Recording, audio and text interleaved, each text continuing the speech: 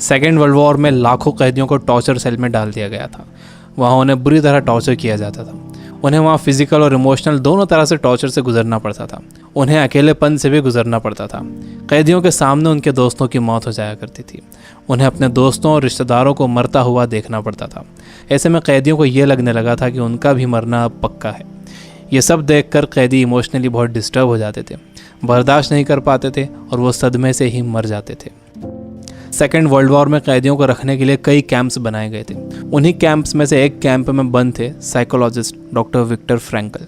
Victor उन camps में 3 साल तक रहे। उन कैंप्स में उन्होंने जो भी देखा, जो भी एक्सपीरियंस किया, जो भी टॉर्चर सहे, किसी को मालूम नहीं था कि वो इसके बारे में एक किताब लिख देंगे। उस किताब की करोड़ों कॉपीज़ बिक जाएंगी और कई भाषाओं में वो किताब ट्रांसलेट हो जाएगी। उन्होंने किताब लिखी जिसका नाम था मैन सर्च फॉर मीनिंग। अभी जो कोरोना क्राइसिस चल रही है, आप घरों में बंद हो, बोर हो रहे हो, अच्छा नहीं लग रहा है, तकलीफ़ हो रही है, तो आप अपनी इस तकलीफ़ को ज़रा इन टॉर्चर सेल्स के फ़ोटोज़ से एक बार कंपेयर ज़रूर करना। इससे मुझे पक्का यकीन है कि आपको अंदाज़ा हो जाएगा कि हमारी तकलीफ़ इन टॉर्चर सेल्स की तकलीफ़ के मुकाबले कुछ भी नहीं है।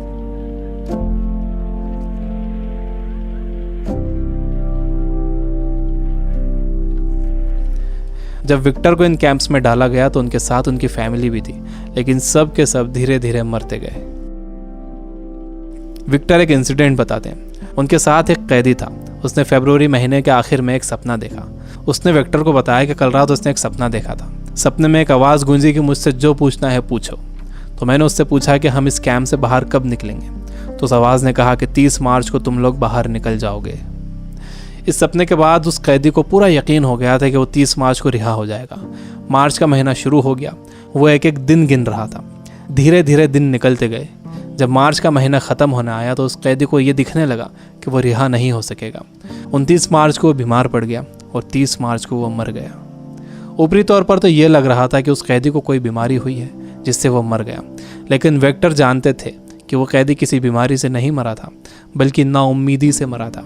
उसके मरने की वजह थी उम्मीद का ख़त्म हो जाना, होप का ख़त्म हो जाना। Biggest lesson of this book, इंसान को तकलीफ़ें नहीं मारती हैं, इंसान को धोखा नहीं मारता है, इंसान को चैलेंजेस नहीं मारते हैं, इंसान को नाउम्मीदी मार देती है। जिस इंसान के अंदर आने वाले कल की कोई उम्मीद नहीं होती, कोई ख्वाब नहीं होता, वो इंसान भी नहीं रहता। विक्टर ने गौर किया कि कैंप में ज़्यादातर मौतें क्रिसमस और न्यू ईयर के बीच में हुई थी, क्योंकि लोगों को उम्मीद थी कि क्रिसमस आ रहा है, न्यू ईयर आ रहा है, हमें रिहा कर दिया जाएगा। लेकिन जब ऐसा नहीं हुआ तो उनकी उम्मीदें टूटी और वो मर गए। जब भी किसी इंसान की उम्मीदें ख़त्म होती हैं तो उसका इम्यून सिस्टम कमज़ोर हो जाता है, और जब किसी का इम्यून सिस्टम कमज़ोर हो जाता है तो वो किसी भी छोटी मोटी बीमारी से मर सकता है। यानी पहले उम्मीदें ख़त्म होती हैं, उससे इम्यून सिस्टम कमज़ोर होता है, उसके बाद वो बीमारी ताकतवर हो जाती है। दूसरी चीज़ विक्टर ये बताते हैं कि आपके पास ज़िंदा रहने के लिए एक बड़ा सपना होना चाहिए, एक लॉन्ग टर्म गोल होना चाहिए। जिसके पास आने वाले कल के लिए बहुत बड़ा ख्वाब है, उसके लिए आज की तकलीफ़ें, आज की प्रॉब्लम्स बहुत छोटी होती हैं। जब किसी का बिलीफ बड़ा होता है, किसी का कॉन्फिडेंस बड़ा होता है, किसी का सपना बड़ा होता है, किसी का कमिटमेंट बड़ा होता है, तो उसके सामने आने वाली क्राइसिस, प्रॉब्लम्स, तकलीफ़ें सब छोटी हो जाती हैं। हम कोरोना वायरस की क्राइसिस से घर में रहकर मुकाबला कर सकते हैं। आपको अपनी सुरक्षा करना है, लेकिन इससे घबराना नहीं है। आपको अपनी उम्मीद को ख़त्म नहीं होने देना है। विक्टर कहते हैं कि जब कोई प्रॉब्लम या बीमारी आती है तो आपकी बॉडी कमज़ोर पड़ जाती है, लेकिन आपका माइंड बहुत पावरफुल है। आपको इसे कमज़ोर नहीं पड़ने देना है। आप रोज़ टीवी देख रहे हो, आप बुरी न्यूज़ सुन रहे हो कि इतने मरे, इतने बचे, इतने सीरियस, यह आपको मेंटली वीक बना देगा। आप मेंटली वीक हो जाओगे तो आपका इम्यून सिस्टम भी कमज़ोर हो जाएगा, जिससे आपका बीमार होने का ख़तरा बढ़ जाएगा। विक्टर कहते हैं कि वो 3 साल इन कैंप्स में इसलिए ज़िंदा रह पाए क्योंकि उनके पास कल के लिए बड़े सपने थे, विल पावर थी, उन्हें एक किताब लिखना थी। तो वो सारी प्रॉब्लम्स, सारी तकलीफ़ें उनके सपनों और इरादों के आगे छोटी पड़ गईं और वो इन सब से बाहर निकल गए। तीसरी चीज़ जो विक्टर ने ऑब्जर्व की थी वो ये कि जब इंसान के सामने कोई प्रॉब्लम आती है तो वो उसे कैसा मीनिंग देता है। वो उसे पॉजिटिव मीनिंग देता है या नेगेटिव मीनिंग देता है।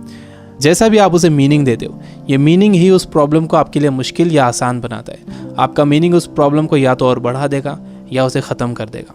फॉर एग्जाम्पल, आप कहीं जाने के लिए घर से बाहर निकलते हो और आप देखते हो कि आपकी गाड़ी का टायर पंचर है। अब आपको बहुत गुस्सा आ जाता है। आपको लगता है कि क्या इसे अभी पंचर होना था, या आप ही के साथ क्यों हुआ, पूरा मूड ख़राब हो गया। आपने इसे दे दिया नेगेटिव मीनिंग। आपके पास एक और ऑप्शन था। आप सोच सकते थे कि हो सकता है कुदरत आपको वहाँ जाने से रोक रही हो, हो सकता है कि आप किसी बड़े एक्सीडेंट से बच गए हों इसकी वजह से। अगर तेज़ स्पीड में गाड़ी का टायर पंचर हो जाता तो एक्सीडेंट हो सकता था। अच्छा हुआ कि निकलने से पहले ही आपको टायर पंचर मिला। यह है पॉजिटिव मीनिंग। इंसान यूजुअली नेगेटिव ही सोचता है और इस नेगेटिव सोचने की वजह से हम हर चीज़ का नेगेटिव साइड ही देखते हैं, उसका पॉजिटिव साइड नहीं देखते। जैसे कोरोना क्राइसिस में जितना टाइम आपने फैमिली को दिया है, क्या आपने कभी पहले इतना टाइम दिया है? मेरे कुछ दोस्त जो किताबों से बिल्कुल दूर थे, उन्होंने बुक्स पढ़ना शुरू कर दिए। वो रीडिंग हैबिट बना रहे हैं। अगर कोरोना क्राइसिस ना होता तो क्या ऐसा होता था? जितना मैं इन दिनों पढ़ रहा हूँ, पहले इतना कभी नहीं पढ़ता था।